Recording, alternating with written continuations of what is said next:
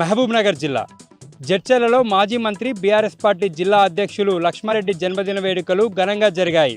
స్థానిక ప్రేమరంగా గార్డెన్స్లో ఏర్పాటు చేసిన బ్లడ్ క్యాంపును లక్ష్మారెడ్డి తనయుడు స్వరణ్ రెడ్డి ప్రారంభించారు. అభిమానులు, బీఆర్ఎస్ పార్టీ కార్యకర్తలు రక్తదానం చేశారు. గత 23 సంవత్సరాలుగా బ్లడ్ క్యాంప్ నిర్వహిస్తున్నామని రక్తదానం చేసిన అభిమానులు, బీఆర్ఎస్ పార్టీ కార్యకర్తలకు స్వరణ్ రెడ్డి కృతజ్ఞతలు తెలిపారు. జోగులాంబ గద్వాల జిల్లా అలంపూర్ 5వ శక్తిపీఠం శ్రీ జోగులాంబ బాలబ్రహ్మేశ్వర స్వామి ఆలయంలో వార్షిక బ్రహ్మోత్సవాలు ఘనంగా జరుగుతున్నాయి. వార్షిక బ్రహ్మోత్సవాల్లో భాగంగా చివరి రోజైన వసంత పంచమి రోజు అమ్మవారికి సహస్ర కలశాభిషేకం నిర్వహించారు.